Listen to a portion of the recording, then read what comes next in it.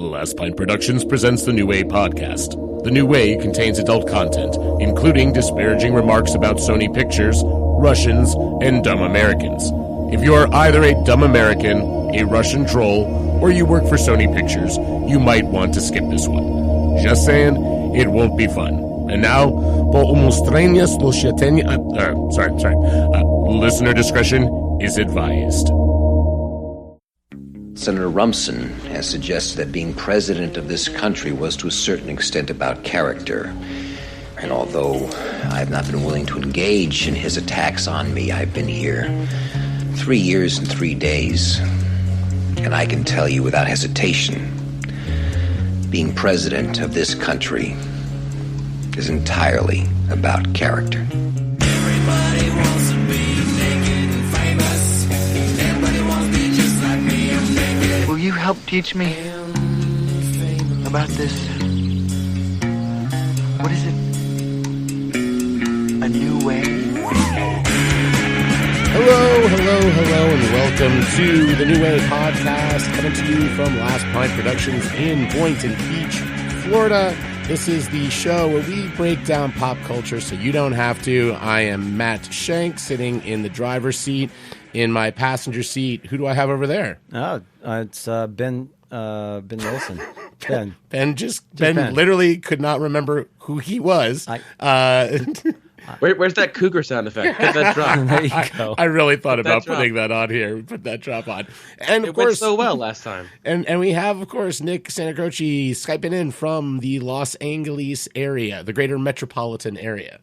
Figuring out pop culture so Matt doesn't have to. There we go. This is true. I don't have to figure out shite. I think I was just kind of taken aback by the passenger seat thing, and I was just like, passenger seat. Because technically, I think I'm sitting to your left. So, no, we're in Britain. Okay, so that makes sense.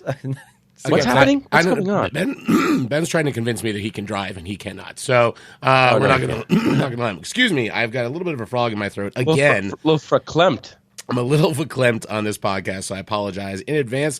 We hope you've been enjoying our summer block of weekly podcast episodes. We've been trying to get one out just about every week. We may sometimes get them a little bit late, but it still seems like we're doing it every week. I hope you enjoyed the last two, especially. They were fun to produce, especially putting in sound effects might be a little fun. If you like throat clearing and ASMR, you loved the past two episodes. This is very true. Yes, there was a lot of good stuff. In fact, I did something that I have not done in a while. I was so moved by one of our last podcasts that I have a brand new slurred sophisticate, and I know we have a lot of new listeners out there, and I don't know that you guys maybe know this, so I recorded this with the little introduction so you can understand what's happening. So here you go, brand new slurred sophisticate. Welcome to another edition of the Slurred Sophisticate, where we slow down portions of a podcast you probably didn't listen to in order to make it funnier. Without further ado, please enjoy the Slurred Sophisticate. I mean, the pizza was pretty good, but I think the movies were comedy for the whole family. This Thanksgiving, show your grandmother some comedy shorts. Let me kick this off.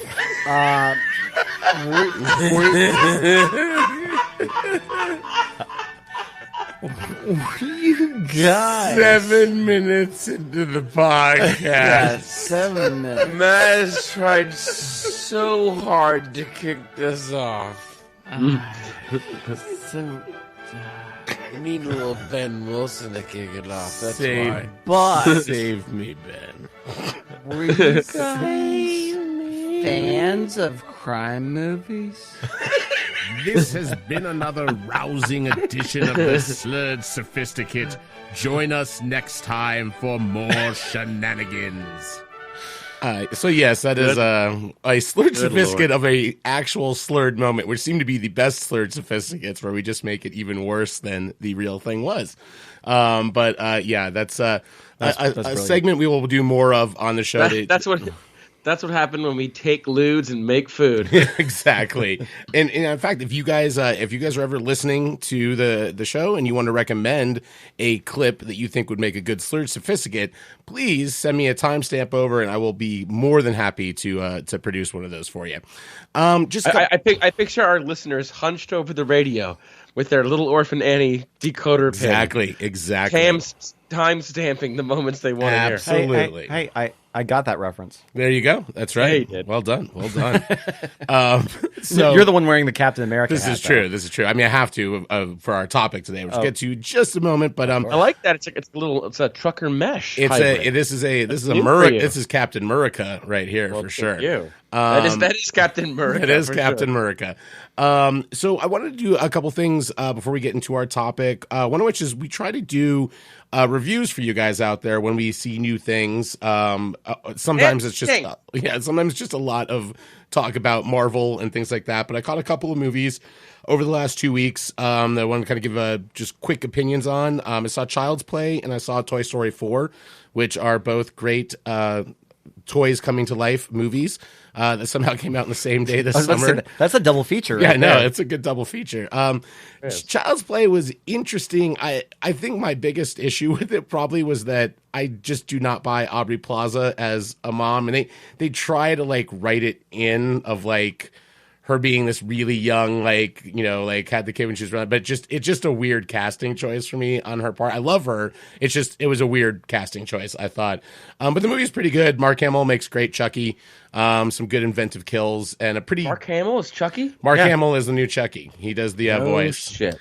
Shit. They couldn't afford Brad Dourif. Yeah, well, and I think my favorite joke in it is the Chucky gets stolen by one of the kid's friends, like a bully kid, who of course is going to be like an asshole to him, and he just renames him Chode, and he just keeps like calling him Chode for the rest of the movie. And I like my brother and I were laughing like every single time that came up in there. And then you're simple, man. Listen. Chode is calling something Chode. Throw out a good fart joke or a Chode reference. It's golden. This is true. And then let me ask you this real quick though. Do you want to get into spoiler territory at all? I mean, do you want me to? Well, I want to know what the different spin is. I heard that it is a very different spin. Well, I heard that like the original guy has the rights to the to sequels, but did not have the rights to a reboot. That's what the movie that you saw had the rights to the reboot. Yes. So they didn't make the same choices. What is Chucky? So Chucky in this one is run by a company that's like Nest or Ring, right? It's a home integrated Alexa, Siri thing that controls your thermostat, all stuff. And their newest invention is a toy. A toy that your kid can talk to and that's programmed in. And there's a guy like it goes Skynet on everyone. Well, this guy is working on it in China, like a production line, trying to get these new ones and he gets out. Fired or something. And he gets like this guy's an asshole to him, so he turns off like the inhibitor chip and the anti-violence chip and all this stuff. And then the guy kills himself. And then this Chucky has like red eyes and malfunctions a lot. And she thinks she's just getting like a second hand, like it doesn't work great because she's poor, and so like she gets for the game. It's a pretty good setup. They do a good job of kind of loading that up, and then it turns into like Saw stuff. I have a lot of friends who were upset that it wasn't the serial killer trapped inside the body of the doll. That was always a weird thing to me. It was a bit of a stretch, wasn't it? Yeah. Well, and that's the thing is like I feel like what I heard about it is that you can kind of, if you're beholden at all to like the mythology of the original Chucky and the original Child's Play movies, that you're not going to like it because it's so completely different. And they said what I heard, this is what I've heard multiple people say, is that like if they didn't call it like a Child's Play or a Chucky movie, then it would be totally like its own thing and awesome.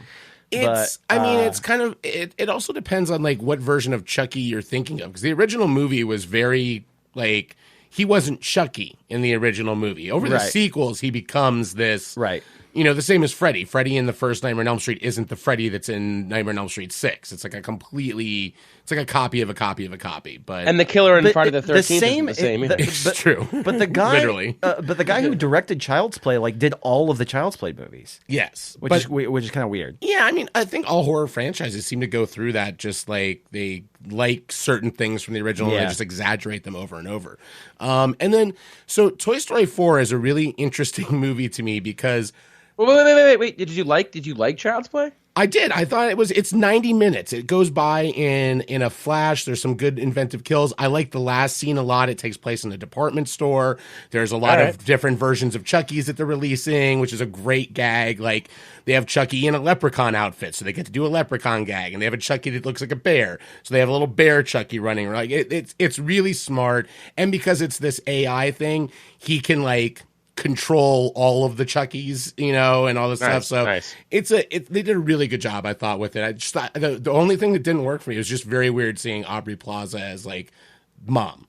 Like, it was very, very strange to me. But you'd rather see her as a sex object. That's correct. That's ageism. I am ageist, and I admit it freely, because I'm an old man now. So Toy Story. You can make those jokes. Yes, I can. I'm a sexagenarian or whatever it is. So Toy Story 4 is really interesting because somehow the geniuses at Pixar have made the same movie 4 times now, pretty much, with slightly differing messages. No. Matt, this one has a spork in it. Okay. Also voiced by Mark Hamill, right? No, Tony Hale. Oh, it's Tony Hale. And he's amazing. I laughed at this Toy Story more than the first 3 movies combined. It is easily the funniest of the entire franchise. Nice. Was there a chode joke in it? There was no chode joke, but there's just Tony Hale considers he's fork. He's a fork. He's a spork that she's made, and he comes to life, and he only considers himself trash. So it's Tony Hale constantly just running to trash cans and be like, "I'm not a toy. I'm trash. I'm trash." Like, constantly. It's a really funny gag. The other thing that is also amazing in it is Tom Hanks, out of all of the Toy Story movies, really stepped up the game, and he's like, Buzz Lightyear's not in this movie much. Like, this is the Woody movie. Like, this is the thing. And Hanks is fucking acting his ass off in this. Like, there's a lot going on in it that I was really, really impressed with. But it's surprise. What a shocker. Watch the movie and tell me you don't think Hanks has stepped up his game in this one. I've only seen Toy Story 1. I've never seen another really? Toy Story. You serious? Yep. Man, you're missing out on some. Get ready to cry in the third one. The third one is teary, but the third one is so sad. It's rough. There were like a lot of like sobbing people in the theater in 3. Yeah. This one is not quite as. There's some pretty good heartstrings tug, but not like 3. 3 was mean. Yeah. But I do want something new. You just said it's kind of the same movie with a couple. I feel like I saw the heart of Toy Story with the first one. Why should I? Commit another 6 hours? Because each time it is something different. Yeah, when I say that, I mean it in a nice way. They make a fresh-ish take on it. It's still it's the journey of life, of giving up on the past and moving forward. It's a lot better than Shrek 2 on the film. Yes, yeah.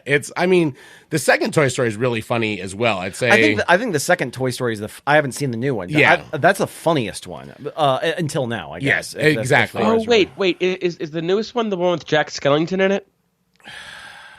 What? No, it's not? No. What are you talking about? Not interested.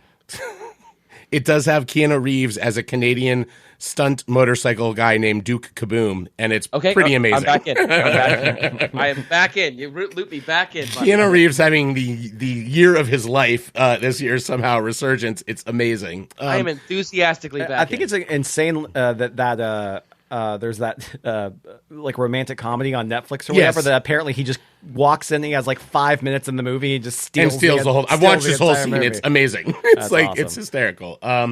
Now, Ben, the Keanu-sance.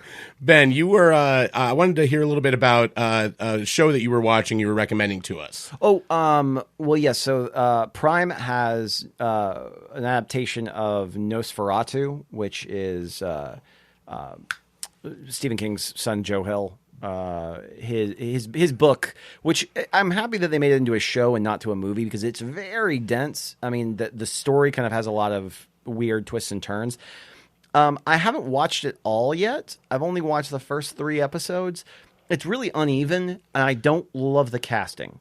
Interesting. But my brother said the same thing, almost the exact same thing. But at least they spell it with a 4.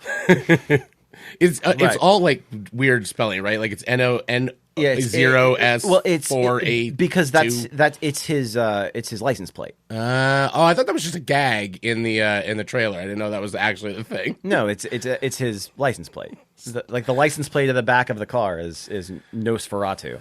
So NO5, 4A2. Gotcha. Nosferatu. Nick is on Skype. We should let our if you just hear us randomly laughing Radical, at things. dude. Nick is on Skype, so he's now holding up a Michelangelo Who has a piece Ninja of delicious Turtle. looking pizza. Yeah, that pizza looks great. How's the Which was pizza? better? Awesome Michelangelo's Exactly. pizza. Won't make you guys listen to that one again. And the one other thing I wanted to give a really big shout out to that I was really, really pleased with. I know Nick will back up on this one as well. The TV series adaptation of What We Do in the Shadows, I think, did a phenomenally good job of stretching that premise into a series that feels like its own thing. Without Not just stretching, but improving on it. Yes, exactly. Truly improving and building on it. Yeah, I mean, I know that I've got some friends that are very purist about the movie, and they're not quite as on board with it. But I don't. Friends with air quotes, man. I will say this, and for fear of retribution. Now, so here, it's okay. To preface it, don't worry, I'm not going to go down like a dark path or anything like that. Grumble. But What We Do in the Shadows is like 87 minutes long. The movie, Yes, is super short, and it's almost too long for me Okay. because it is such a simple premise, and luckily the characterizations are all fantastic, and it is hysterical. It's very funny, but. I remember at the end of that movie just being like, I'm getting a little bit of like character fatigue here. So it is good to hear if you're saying that the show does a good job of kind of mitigating maybe some of the things that would make the concept tired. Ben, did you Google that No, length? You knew the length of What We Do in the Shadows by heart? I was just guessing. It's like 87 minutes. Is that right? It is 87 minutes. Nice. I just Googled it in an attempt to, make a joke and shame you on air. It is 87 minutes. No, I just randomly picked that number. Jesus, that's crazy. Ben Effortless Wilson. God damn it! Wow. Jesus, that's ridiculous. Damn it. Look at me, Matt. I'm the driver. You're the driver now. You did it. I admit I'm out of my depth. Okay, Captain. Yeah, I think it's a really good show. I recommend it. I think the 3 different types of characters they've built are not exact carbon copies at all of the ones in the movie. I think that helps on how they go. Matt Baer is so fun. Everyone's so funny. Well, the guy they have the guy they cast as the familiar, Guillermo, who I think steals almost every scene he's in. Yep. He's so good, and that's a really big addition. Yeah, and I mean they surprisingly end on a really interesting plot point at the end of the season, which I will not spoil. Is a great reveal, and it also makes whatever they're going to do in the second season be just very, very tantalizing to see that come out. Tantalizing. Wow. Listen, I'm breaking out the big words. So let's I want to head into our topic so we give it some good time here. But Ben, we came up with this topic at the Robot Brewing Company thing. So why don't you talk a little bit about what we're going to talk about today in the podcast? Well, we are fast approaching now our country's birthday, which is the 4th of July, and we decided we were gonna kind of go into our, pull out our America flags and all of our country spirit. Yes. I was hoping for Trey Parker and Matt Stone, but we want to talk about patriotic movies. That's right, baby. We are gonna dive into the greatest this country has to offer in terms of patriotic films. Patriotic and films that just make you want to beat the shit out of the Russians or something. I also got to ask Nick. So Nick is topless and wearing sunglasses. The sunglasses is throwing me. You didn't have to say that on air. He's risky businessing it. No one has to know. You are very Murica in the sunglasses. Like it is sort of cracking me up. I need some zinc. On the nose. That's his right to record a podcast with no shirt on and gym shorts and just let it all. No, he's not wearing gym shorts. No, I think he's not wearing anything. It's his prerogative as a red-blooded American. This is true. This is what our founding fathers fought for. Exactly, the right for Nick to bare his arms on the podcast. 100%. So, I think that's actually in the Constitution somewhere. Third leg. Oh, Lord Almighty. So yeah, we are talking about patriotic movies, and we kind of want to like put our definitions on these a little bit, and I think it's interesting. Patriotic movies there's sort of their subgenres. Patriotic is sort of a subgenre of other genres. So I think a lot of sports movies have an inherent patriotism in them. Well, sports movies, especially if they're, sports movies where it revolves around a national team or whatever. Like, I mean, you could say, and a lot of times it's not America, but I think we're pretty much going to classify this. Like, for example, like Invictus is a patriotic movie, but it's about South Africa. Now, this is about America. Braveheart is a patriotic movie, but it's about Scotland. We don't care about other countries. Don't care about those countries. We want to talk about America. Right. We're only going to talk about where America comes America first. man. Listen, Ben. Listen to these words and take them to heart. I'm sick and tired of hearing about what a great hockey team the Soviets have. Screw them. This is your time. Now go out there and take it. Now go out there and take it. I love the Goonies. Yeah. It's our time down here. What I love. That's what it is. It's basically the Goonies speech. It is the Goonies speech a little, but they stole it from him. Really? I would buy it. Considering that happened in 1980. It was a real speech. It was a very famous speech. So I think I'm sure Chris Columbus took a little inspiration there. Great opportunity. What I loved about pulling clips for this episode is was One Eye Willie the goalie? Yes. Or am I thinking of a different movie? He got the puck in the eye. That's how he lost it. That's right. Yeah. I loved pulling clips for this because there is a trope in almost all patriotic movies, and that is speeches. Patriotic movies love a fucking speech. Yep. And if you think I'm lying, today we celebrate. We will not vanish without a fight. We're going to live on. We're going to survive. Today we celebrate our Independence Day. That music. Look at the swelling of the music and the crowd. Patriotic movies love a fucking speech. It is. I went literally through almost all of the ones that were on my big list, and almost all of them have some fucking big speech moment. It's just it's an inherent thing. But so you have your sports movies, you have historical dramas, recreations that are every Mel Gibson movie ever made. Every Mel Gibson movie, especially what was the one I put on the list? Payback. No, the one with Jesus in it. That's that one too. That's very patriotic. Yes, that one too. Yeah, that one too. Lethal Weapon 3. Oh no! I'm getting too old for this shit. Yeah, We Were Soldiers. That was the one that he actually directed on purpose to be patriotic. Unlike We Were Soldiers was directed by Antoine Fuqua. Was it? Yeah. Oh, but it has Mel Gibson. It has Mel Gibson in it. Okay, yeah. Well, I remember the first DVD that we put in our first DVD player ever was Mel Gibson's The Patriot. There were 5 DVDs available at Blockbuster at this point. We got The Patriot with special features, and I remember it blew my mind. And do you know who directed The Patriot? Roland Emmerich. Roland Emmerich of ID4 fame. He likes his patriotic movies. To be fair, The Patriot's actually a pretty good movie. Heath Ledger is Heath's big break into U.S. cinema, handpicked by Mel Gibson. Yeah, because it was that same year of it was The Patriot and the Chaucer, Julia Stiles. I thought it was the same 10 year Things as I Hate About You. I thought it was the same year as the other one. No. It was a year after 10 Things I Hate About You because it was 2000. It was the same year as the one where he's the Knight's Tale. That's what it was. Yeah.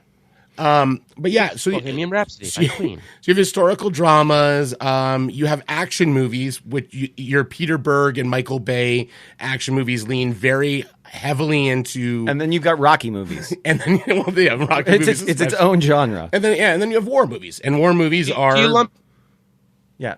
Yeah, I was going to say you lump in Hurt Locker automatically. It's an automatic patriotic bid, doesn't it? It matches a bunch of the things because it's both sort of actiony and it's a war movie and it's it checks the boxes. I mean, I'm surprised by now that I think about it, how many of these quote unquote war movies the U.S. is actually just fighting aliens. This is true. This is true. That's back when America was truly great. Our main adversary were aliens in the movies. If only. If only. Wow. This is as recent as 5 years ago. I mean, come on, Rihanna, Battleship. Come on. What could have possibly have happened in just a short amount of time? I have no idea. Mostly Mark Wahlberg fighting giant robots barehanded and yeah. I hate Mark. So let's dig into this a little bit. First of all, let's talk about the Michael Bay Peter Berg stuff. We have to address this. Why did you feel they lean so heavily on that iconography? Well, because it's so cheap. It's an easy thing to do. Now, oh my God, Jesus, Nick, Jesus, come on. What's going on here? Okay, just to give you a play-by-play, Nick tilted down. I'm glad I can't. You've been muted. Did you mute him? I didn't mute him. Oh, well, I can't hear you. Myself. Whoops, I had to cough and I muted myself. I can't even stand up. Don't. You don't have to. Get he tilted down, and we saw more than we wanted to. Oh, stop it. I have to close all my windows for sound, and I don't have central air in this room. Oh my goodness. Well, sorry. Move rooms. Anyways, no. All right, I'm going to record in Ben Monstre's room. Hold on. I think that like I said, it's kind of a gimmicky kind of thing. I feel like a lot of those movies are inherently dumb, and a lot of times, not mincing words today. No, not mincing words. So a lot of those movies. I mean, come on, Armageddon is a dumb movie. You know, like I love that movie though. Well, so I bolded it on my list of patriotic movies. So, anyways, Armageddon gets a 10 on my Armageddon scale, which was named for Armageddon. Which basically means it wasn't named for the seventh seal. If I walk out of a movie and it's a 10 on the entertainment scale, and it's a shit movie, it's a perfect 10 on the Armageddon scale. There we go. I like this. Well, so anyways, I it's still a dumb movie, but a lot of these movies are kind of cheesy. 10 on the Armageddon scale? They're kind of cheesy and they're kind of dumb, and so you've got dumb audiences who buy into it, and these dumb audiences always latch on to this dumb American stuff. Oh my God. It's super easy. It's like an nationalism. It's a hell of a drug. Okay, have you watched Pearl Harbor? It's just like it's expecting the audience to just automatically care. It's like they're going to completely forget about the shit that they've watched for the last 30 minutes. But there's an American flag. Hey, you remember the David? You remember spoilers. You remember the David Cross?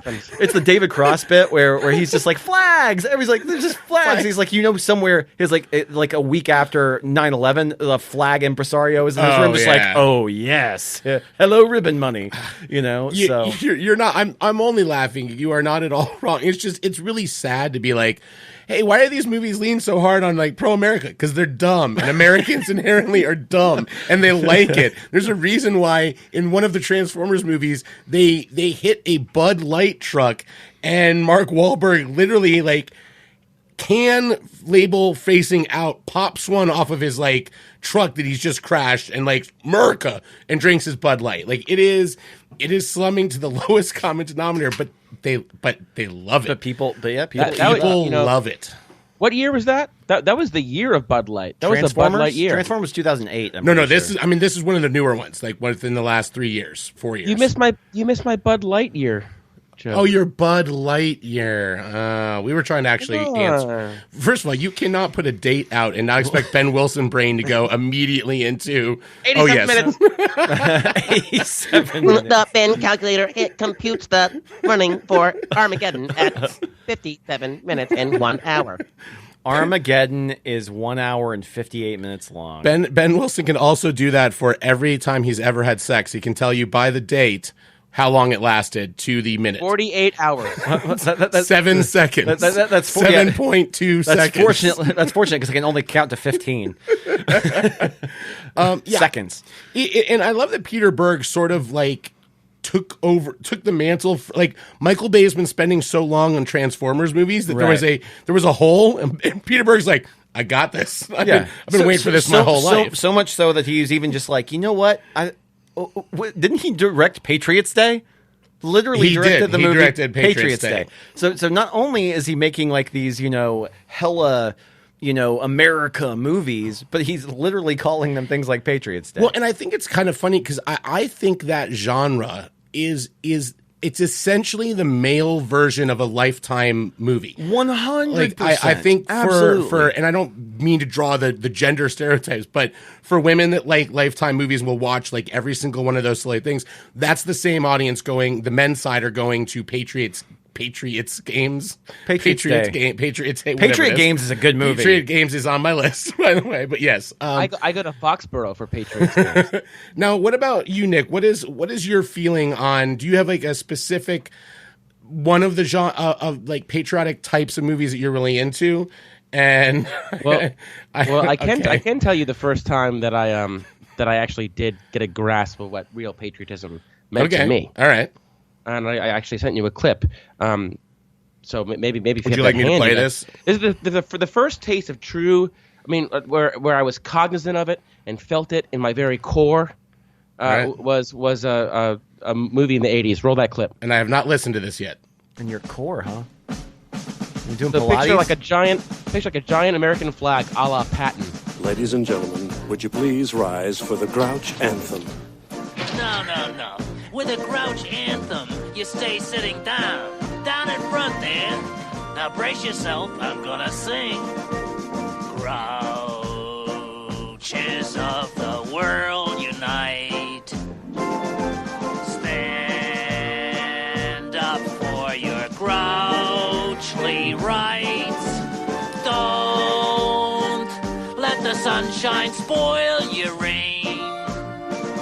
Just stand up and complain.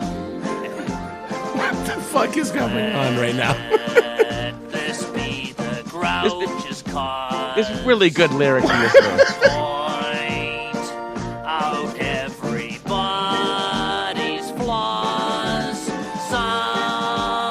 Something is wrong with everything. Except the way I sing. And then the whole army of Grouches come out. You know what's right with this world? Nothing. You know what really makes me hot under the collar? You name it. And the next time some goody two-shoes smiles and tells you to have a nice day, you just remember, don't let the sunshine spoil your rain. Just stand up and complain. Just stand up and complain.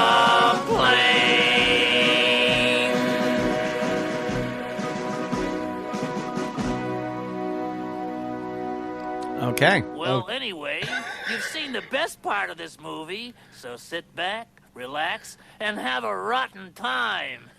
So that opened Follow That Bird. Follow That Bird, yeah. And it was a direct spoof of Patton.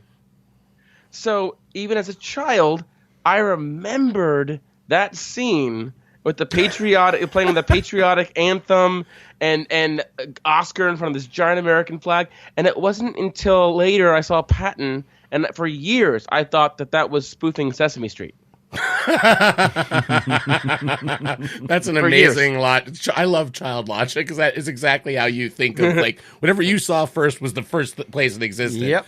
That's like when I heard Super Freak and I was like, oh, this is the song that ripped off MC Hammer. And my brother's like, all right, you dumb child. We need to teach you about things. So Vanilla Ice came before Queen. Ben, schooner is a sailboat. So similar to Nick, did you have like a childhood awakening of patriotism at the movies? That's a good question, actually. I don't really remember feeling that, like ever watching. It wasn't Follow That Bird? No. I never recall watching a movie and just being like, yeah, America or whatever, because I feel like I didn't really see a whole lot of those types of movies until I got a little bit older. What about, I mean, does this speak to you if you hear this clip at all, or if you hear this song?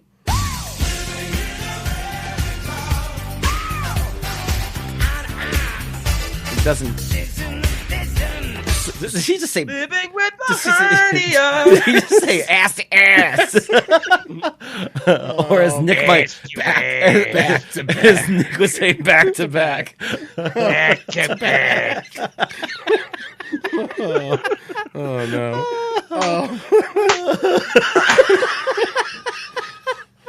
Every week we find a way to go off the rails somehow.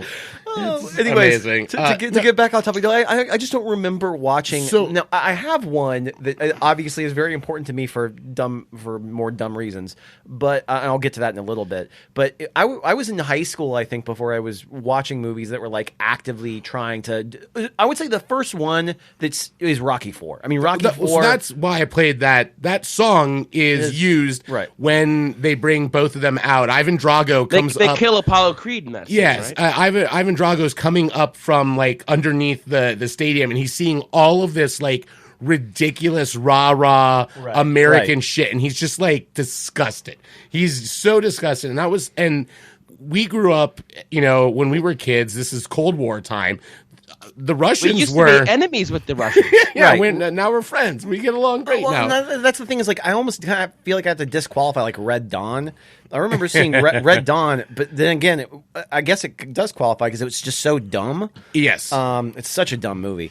But it didn't feel like it felt. It had that faux sense of patriotism. Wolverines, it's just like that's so dumb. Well, and that's the one thing I sort of appreciate. I don't know, false sense of patriotism. I wonder if there's a metaphor there. I don't know, like how recently you've seen Rocky IV or not. Last year. Yeah. So Rocky IV is really kind of interesting because it is at both patriotic and also kind of making fun of.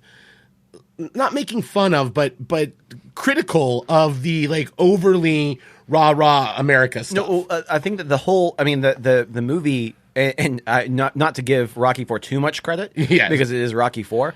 But is that the one with the robot maid? Yes, but I love that one. But it is really funny at the beginning of that movie. What you're essentially seeing is when Drago first fights Carl Weathers. Yes. At the very beginning, and kills him. Is that you're seeing the cocky, like he's wearing all the America stuff, and he's just cocksure, but he hasn't trained as well or whatever, and he has no idea what he's getting into from a conflict standpoint, and he dies. Yeah. So I think there is a really interesting kind of metaphor there of being like, and that's the whole thing when you watch the fourth of the training montages in that movie, because there are 4 of them. Yes. But the last one is the idea is that you have to work for it. Yeah. That you're not given anything, and that you really have to, pull yourselves up by the bootstraps no matter where you are in life, and that's what you have to really do the hard work to get things done. And ultimately, that's the message of the movie. Sure. It's Rocky IV. Yeah, Rocky IV. Thinking man's Rocky. I really that's Rocky V. I was watching when I was pulling clips. There's the one scene I was watching it's Rocky talking to Apollo before the fight and being like, "Dude, you haven't trained. Right? You don't have to do this. Postpone it." And Apollo's just like, "If I don't do it, someone else is going to do it, and I'm done. Like I'm washed up and whatever." But like there's just this. All of like the America stuff is like so over the top, and then you go to the end where it's more of, like you said, it's that earn it yourself kind of thing, right? Yeah, but yeah, it's worth a rewatch. It is a better movie than you might have remembered it being. It's the best Rocky movie, in my opinion. I mean, like is completely unashamed about what it is, which is basically just kind of wearing that American flag. But it's so earnest in the approach. I feel like that is a lot more earned than some of those cheesy, like, in Armageddon, where you show a shot of of an American flag that's flapping in the background, or Pearl Harbor, any terrible Michael Bay movie, or Berg movie. But, or Sam Raimi's Spider-Man. There you go. I'm just picturing right now my brother listening to this podcast and like the Indian in the trash commercial with like the single tear running down his cheek, tear, just destroying him piece by piece. I have gone to see a Michael Bay movie in the theaters with you and your brother. This is true. Pain and Gain, which also has a shot of an American flag at one point. He contractually obligated to put an American flag in every one of his movies. It has to happen.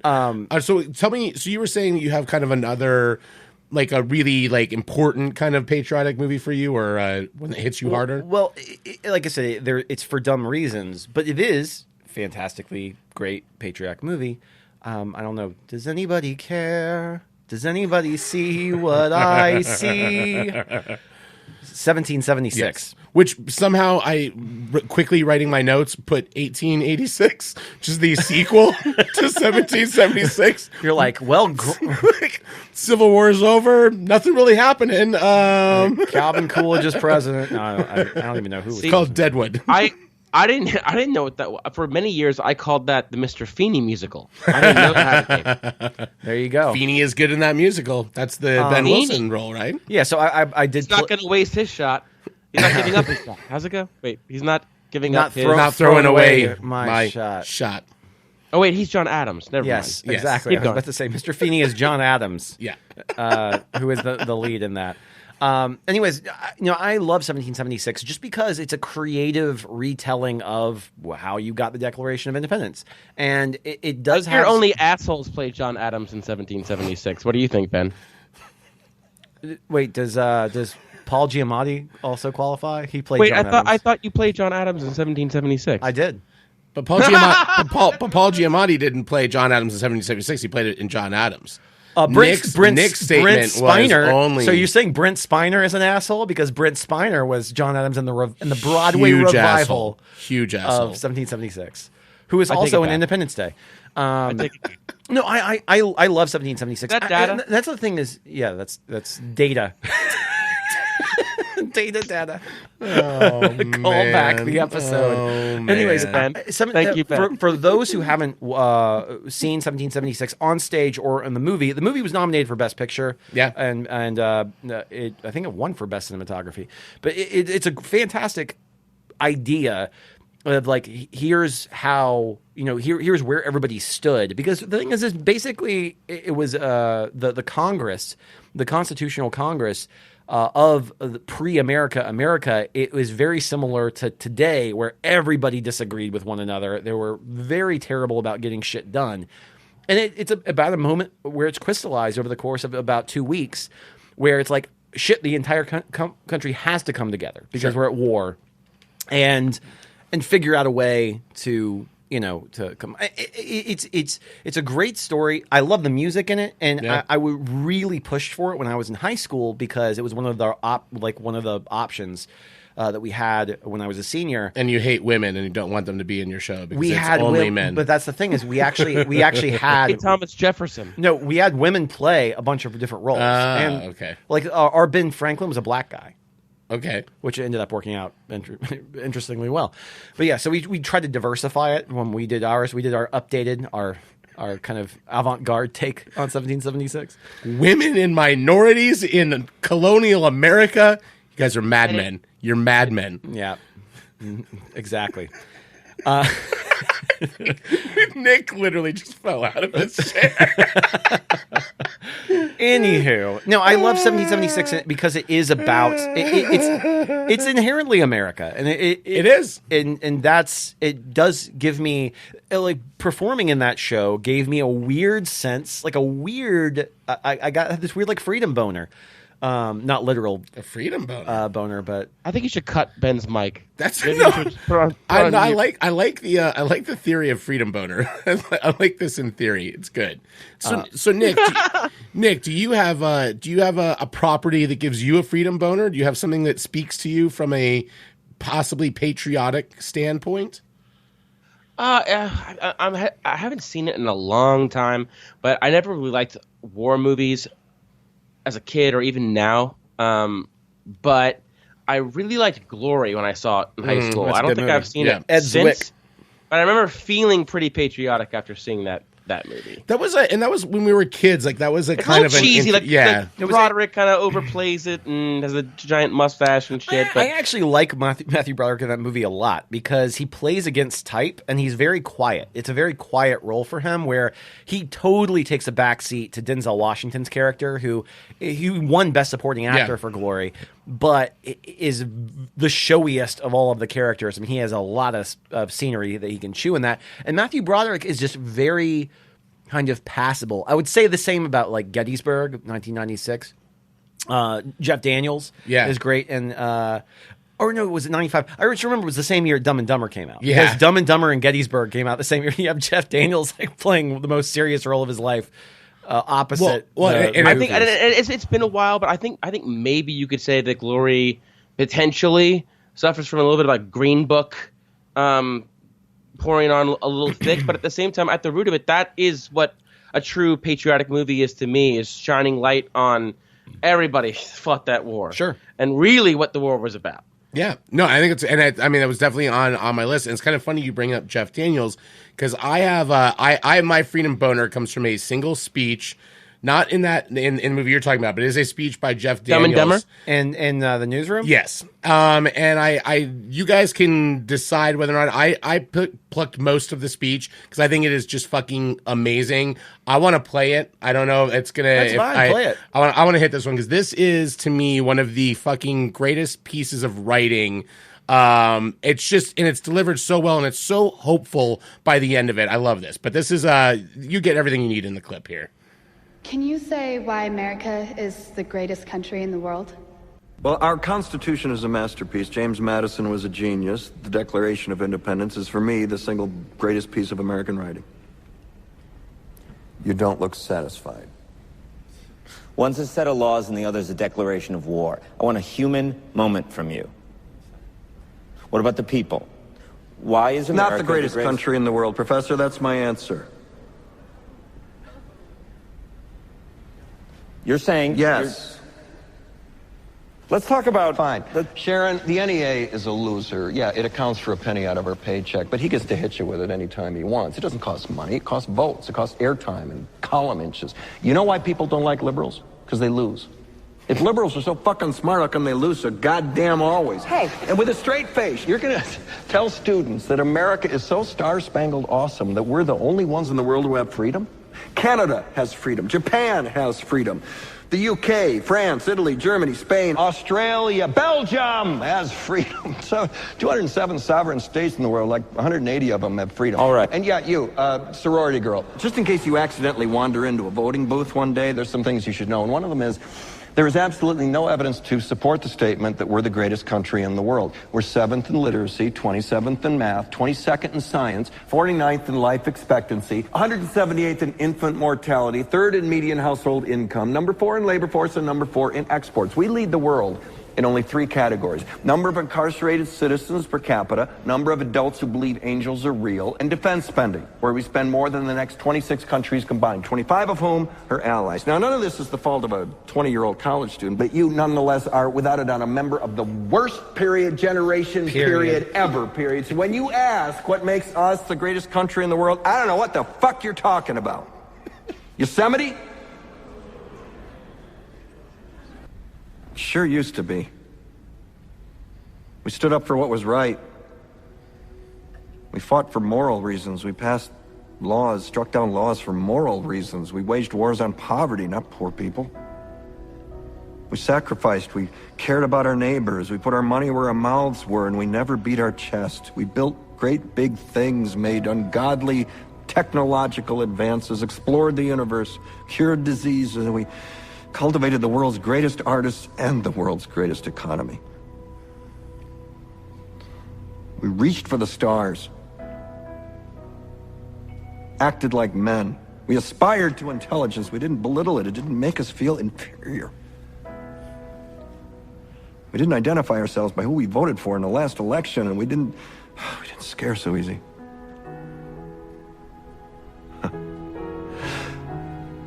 We were able to be all these things and do all these things because we were informed by great men, men who were revered. First step in solving any problem is recognizing there is one.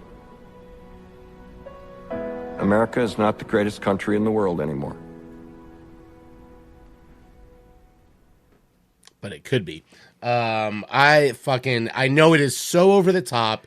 It is in it, and I don't know, for me personally, it walks the line on my side of liking it. I can completely see someone picking it apart, not liking it. I feel like David Mamet watched that and he was just like, well, fuck, come on. I'm like, I got a tear in my eye. I literally, like, something, like, part of it is just Jeff Daniels is there's the Indian so tear. fucking good at what he does in delivering that fucking lengthy monologue. But yes, it is way over the top. It's a great speech, and it's totally apropos. And it does feel, and I think the ironic part about in the show, The Newsroom, is that after that, everyone only clips the first part, and he's just like, it just keeps frustrating him. He's just like, that wasn't the whole speech. And, like, multiple times he's bringing it up. He was like, it was supposed to be like a call to action. Like, it was supposed to be like a rousing speech, but all I'm getting is the first half.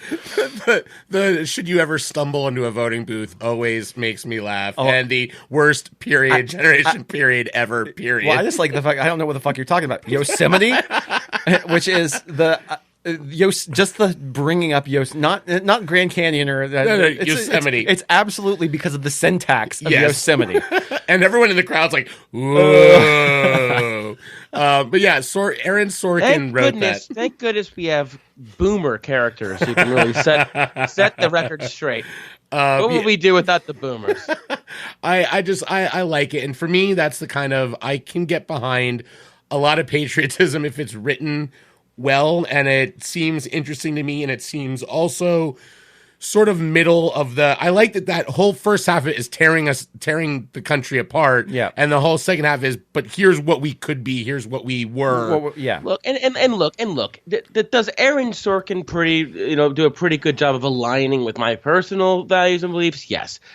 But at the same time, that is true patriotism. You're just depicting a war, or you're making a documentary. That's one thing. It's an inherently patriotic. But when no other shows are calling out things that, whether you agree with the writer or not, calling it out when no one else was calling it out. And that was a time where I would love to be back to. I think things have gotten much worse, and it depresses me every day, even listening to that monologue. Say it's over the top, but to me it's pretty on point. And I think that real patriotism is being that dissident to really, broach topics that are taboo, or you're afraid you're going to get backlash. That is the most patriotic scene in a film or television show that I can think of in recent memory, Matt. Well, no, and that's kind of where I wanted to. One of the reasons why I pulled that clip was to ask, and we've got tons of time left in the show, so we will get to any other stuff. But I kind of wanted to get into a little bit of a discussion with you guys about this, which is, so during the Obama years, we had a lot of the Michael Bay continuing stuff, Peter Berg doing those things. We're now in an interesting cinematic time. And what do you think is going to happen with patriotic movies over the next few years? Because we've seen historical recreation things like the Patriot, whatever the one, Patriots Day. We've seen it stronger. David Gordon Green's Stronger. Yeah, and David Gordon Green's another. So what do you think? Do you think what's happening politically now is going to paint how those movies are made or what they're focusing on? I do think that is already happened. I mean, I don't. If you just look at the movies that are being released, we don't have the rah-rah, USA movies, really. And I think that might also just be because of a little bit of sort of viewer fatigue. Yeah, with some of those movies, because none of them really sell that well. Where that's the central premise, like Patriots Day wasn't a hit. Tons of these movies are just, I mean, American Sniper is probably the most recent, and that's still 3 years old. That's more, something like that. It's 2014, I think. I think the problem is that patriotic movies mean something very different for everyone. For me, that scene from the newsroom is the most patriotic. Actually criticizing your country while still loving it, to me, is the epitome of patriotism. But to somebody else, it's God Isn't Dead 4, starring Kirk Cameron. Oh, the Kirk Cameron films. Seriously. Yeah, you're not wrong. Same as the Rocky series, best one in the series. Yeah. Number 4. Yeah. God's Not Dead 4. God's Not Dead. Well, Kirk Cameron turns in a tearjerker of a performance in God Isn't Dead 4. God's not. I mean, you could write this. God's Not Dead 4. Dead by Dawn. God's Not Dead by Dawn. Can you bring back the movie game and just make a new God Isn't Dead 6? Just pulling things out of a hat, and it would be better than the actual movie. Well, and what's kind of funny with it is you think about something even like Captain America, right? And that movie came out in 2011. Yeah, 2010. Around there. And that first Captain America is very old school, rah-rah, Anytime you punch a Nazi in your film, that constitutes yes. And it's funny that, like, in Captain America now has sort of closed out his arc in the Marvel movies, because I don't know that movie works as well now, right? I don't know if it has the same. Well, I still love it. But I mean, ironically, if it came out right now, ironically, Captain America, then they went a completely different direction where he became Captain. He's Captain America because he's subversive, because he's not. He's not. He's working against the norm. He's fighting kind of injustice, kind of within the system. Well, and let's not forget, of course. I think you look great, Cap. As far as I'm concerned, that's America's ass. Yeah, I mean, he has America's ass. That's the most important thing about Captain America. But yeah, it is very interesting because we really, for movies, we had a decade of post 9/11 movies where patriotic films were very important for the country, to be honest. Really, like, yeah, I mean, it was a big deal, and until the fatigue set in, and then it turned into a joke, and you have South Park doing. I thought this was America, huh? Isn't this America? I'm sorry, I thought this was America. Like, and Team America comes out, and like that, Team America kind of like popped that bubble of like, hey, you know what? Listen, 9/11 very bad. Maybe are we the baddies? Yeah, like, are we the bad guys? Like, yeah, it is very interesting, and I don't know what the next kind of I think you hit it on the head. Our patriotic movies now are against robots and aliens, and it's not against foreign invaders. The only thing we can all unite against. Well, and what's funny is, like, so we should be it should be the 80s again, right? Technically, right now, it should be us versus the Russians in the movies. Right. But you can't do that. Like, that will not sell a ticket now. That's crazy. Like, that's really kind of fucking crazy that we're still afraid in pop culture to be like, yeah, by the way, like, other than they did it in Homeland, right? Like, Homeland kind of nailed it a bit with a farm of a computer farm, basically rigging stories and doing like kind of the troll stuff. But it is very crazy that we have not seen those movies pop up because it alienates too many people. If James Franco and Seth Rogen tried to make The Interview today, the White House would destroy the film. They would send a drone and destroy everything at Sony. They would just make it. They would just make sure that Sony was behind it. The Interview almost didn't get released as is. So yeah, exactly. So imagine Trump allowing that to happen.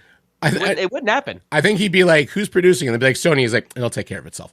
It'll be. Get Tom Hanks in there. He'll destroy Sony. The only company to piss off Tom Hanks. Speaking of American prosperity, I actually just read a very America rah-rah kind of book, which is Console Wars. I don't know this one. It was written by Michael Harris. They're making a show about it, and Evan Goldberg and Seth Rogen are producing it. But it's about Tom Kalinske when he was hired as Sega of America's president in 1990, and the war between Super Nintendo and Sega Genesis. It was huge. And it was this big. It was this big thing. I was more of a TurboGrafx 16 man myself. Neo Geo, not a 3DO. No, Neo Geo, baby. Yeah. Got to draw the line somewhere. But it really actually is very interesting. And ultimately, one of the big theses. Theseus. Let's look up the plural. Feces. One of the theses of the book is that Sega of Japan sort of actively undermined Sega of America in the 90s and didn't take their advice, which is this kind of like the Americans knew their market and they knew what was going. Tom Kalinske, who was the president of Sega, is kind of made out to be the good guy in this iteration of it.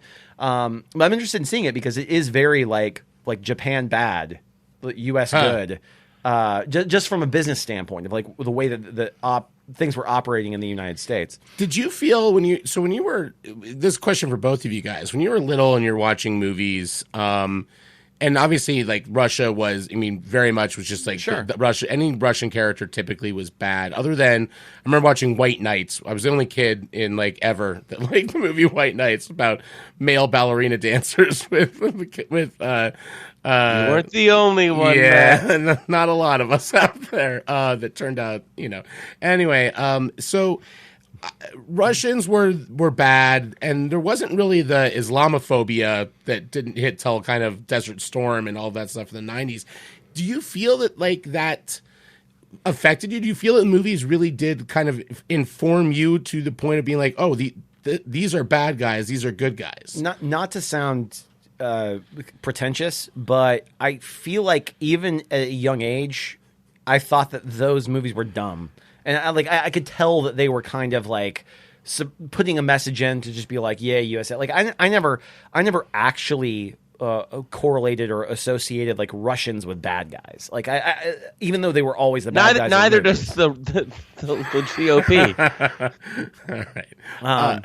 I did. You expected me not to go on a political tirade on this topic? I know. But the thing is most of the people in Russia aren't bad people. That's the thing. No, I always thought, without a doubt, most of the people statistically. No, I'm kidding. Stop that. All right. First of all, once the Russians get a hold of this podcast, we will never be heard from again. So just understand they're gonna Chernobyl it. They're gonna track down.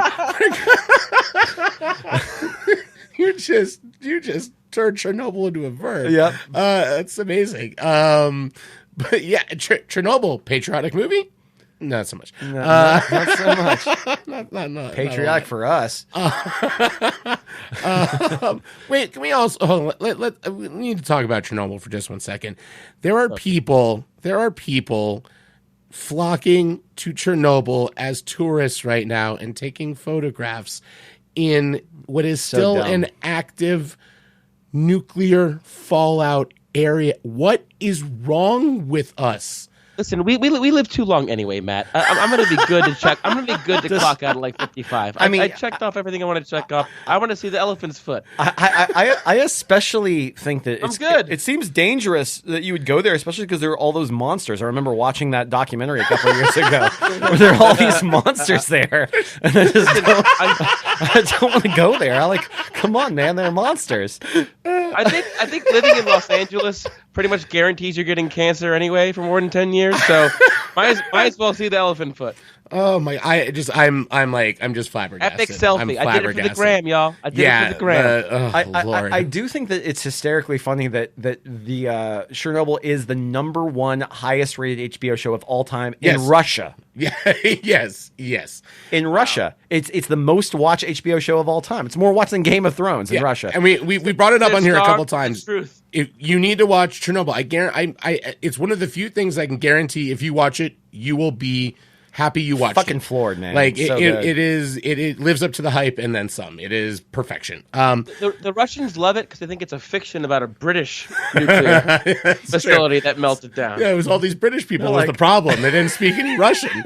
They couldn't enjoy warn that. anyone. They're like, oh, that's nuclear fallout. They're like, I don't speak their language. And then that kid shows up from Why the Last Man, like the guy from Why the Last Man, and he doesn't have an English accent, and they're just like, just fuck it. He's just American. It's okay. No accent. It's fine. I'm a huge fan of when I like it when people just go, we don't give a fuck. Like, let's not distract from their performance. Just speak how they speak. We don't care. Don't do an accent. It's gonna distract everyone. Just fucking act. Like, and you get over it. Like, I like that. It's really smartly done. Well, so ironically, smartly done in one movie by the same director that did very terribly in 13th Warrior. But what John McTiernan does in Hunt for Red October, also a fantastically great American rah-rah movie. Yes. What's the runtime on that, Benny? Hunt for Red October? I'm going to guess 132 minutes. Ooh, that's got to be pretty close. I think it's just over 2 hours. I think you're right. I said 132, so that's my guess. Anyways, but what they do in that movie is everyone's speaking Russian. Yeah. And then a camera zooms in. What is it? Jesus Christ, you're like almost dead on. You said I was 3 minutes off. You're 3 minutes off, Ben. 2 hours, 15 minutes. Fucking hey. So basically, without the credits, I had it right. But it zooms in, so the character's talking in Russian. It zooms into their mouth, and then all of a sudden they just start speaking in English, and it zooms back out. Yeah. And from then on, everyone's speaking in English the rest of the movie. Sam Neill is speaking in English. Sean Connery's speaking in English. Everybody's speaking English. Yeah, he's speaking in English. They're all using their native, their tongue. Nobody's trying to affect their accent. Everyone's just talking the way that they would normally talk. And I was like, you know what? You brought attention to the fact that everyone's talking Russian, and now everyone's speaking just the way that they talk as an actor or as a person. Yeah. But it was smart. It was really, really clever. Well, and it's right. And I had all of the Jack Ryan movies actually on my list because pretty much every Jack Ryan movie is very. One is called Patriot Games, but Jack Ryan was best a of the great. Jack Ryan movies. Jack Ryan was just a great '90s. It wasn't James Bond. It was this guy that's an analyst. He was an analyst. He was a numbers guy. It turns into a unlikely action star in some of these movies through some of the stuff, but I always thought those were a really good. It was a really good genre to kind of play into. What is going on, Ben? I just got a text. So speaking, I got it too. So just look at it. Speaking of movies that are fundamentally, USA. The Mighty Ducks 2 is a huge USA movie, and my kids are watching the first Mighty Ducks for the first time right now, and we just got the text, all of us, that after they won, Luna said, sometimes I get so excited I want to pull my shirt off. That happened with the Women's World Cup in 2000. It was very it was a big deal. Yeah, that was Matt's takeaway from the Women's World Cup in 2000. Before that, he didn't know that women played sports. I was like, I could get into this. God damn it! 3 white guys have You can do what? No. Oh man. But anyways, going back to I agree. The clear and present danger, Patriot Games. Nick, great. Do you have a guilty pleasure patriotic movie? One that you maybe like? Called Armageddon. Other than Armageddon. I mean, that's a pretty good one. That's a pretty good one. Independence Day, definitely. Independence Day. Yeah, I mean, we had to talk about it. It is what it is. I mean, I don't know. My wife would divorce me. I mean, she should. Whatever. She should divorce you anyway. Yeah, she should just because I'm an asshole. But I hate. Independence Day is so bad. It's such a bad movie. It's so and only some people Ben. It's such a bad movie. Welcome to Earth. With But an F. it doesn't make you want to take your shirt off. It does not make me want to take my shirt off. I would. I absolutely want to take my shirt off. Yeah, you took your shirt off already. You were ready for this podcast. Yeah, that movie it aged so terribly because I did buy into it when I first saw it, and it was a huge movie that summer. The movie. And when I was little, yeah, I liked it. I mean, little. I was 16, I think, when that movie came out. 95, right? Runtime of 100. I was only 37 years old. 136 minutes. We'll see. But yeah, I like that. But then I think the one for me, this is not guilty pleasure at all, but there's a movie that I think maybe it wouldn't be something I would think I would like, but I'm a big Black Hawk Down fan, and I don't know what you feel about Black Hawk Down. I find Black Hawk Down interesting. I need to revisit it because I didn't like it when it came out. Mm-hmm. But it always gets popped up towards the top of like action movie lists and things like that, like about how well that everything's choreographed and it is. First of all, it is an amazing ensemble cast, and you know I am a sucker for really great huge ensembles. Everyone is in that fucking movie. Exactly. It's fucking crazy. I mean, Ewan McGregor, Orlando Bloom, or unrecognized. I remember that was the first time I saw Orlando Bloom outside of Legolas, and I was like, "Holy shit!" Like I wouldn't have in a million years recognized who it was. I saw Nick was getting his Mighty Ducks Eric jersey. Bana, Eric Bana, Josh Hartnett, Jason Isaacs. Jason Isaacs is great in that movie. Yeah, Ewan McGregor. But yeah, I'm a really big fan of that. But I think the thing that was happening around the same time as that movie that stole it for me, that really the one patriotic thing that affected me a lot was Band of Brothers on that HBO. Makes sense. Yeah. And Band of Brothers, you know, we've talked about Saving Private Ryan a lot on the podcast and how much that kind of affected me cinematically. But Band of Brothers was just such a great beginning to end miniseries and so affecting. And I mean, I remember the episode where they find the concentration camps it was so jarring to me because I remember watching it, and when they arrive, they don't understand what they're seeing. Right. They're like, what is this? It almost like they were shooting a horror movie. Like they came on this thing and they're like, we have no idea this thing was happening like this. It's a really good miniseries from a patriotic standpoint or any standpoint. Highly recommend that. Tom Hanks. Sorry, listen, producing, not acting, but Colin Hanks acting in it in a pretty good role in a couple episodes. Did you have any other ones you want to talk about in your list, Ben? No, I got my chance to shit on Independence Day, so I'm oh man, I'm good with that. Yeah, like no, and I do think that there are some great some older movies that are World War I, Birth of a Nation. No, we're not going to talk about Birth of a Nation. I mean, really, we should. It is a patriotic movie and the first movie. Sort of. Ku Klux Klan. Yeah. The original Klansman, right? That was the title, right? Or the Klansman was the original title of that. No, but there are All Quiet on the Western Front. There are lots of great movies that do a good job of sort of encapsulating kind of American spirit when it comes to and don't feature the Ku Klux Klan. Yes, and don't feature in any way. Okay, you don't have to put him in the movie. And ultimately, I know that we talked about it a couple weeks ago, but Casablanca is a movie that, even though it doesn't take place in America, Rick and his sort of he kind of epitomizes America, basically. This impartial, powerful but impartial observer that's not getting in the middle of this conflict. It's really interesting because it's not really a pro-America movie, but he's kind of the representation of that culture. In the movie, but see, look, Ben. You said pro-America, patriotic, and pro-America are two totally different things. I think you're correct. Right. Yeah, I'm just saying. I think it's a big sticking point of this topic. It's funny that we're wired to go America because we are Americans, but I think being patriotic can be. I mean, Over the Top is a super patriotic film. Well, no, and I mean, I just wanted to bring up Over the Top.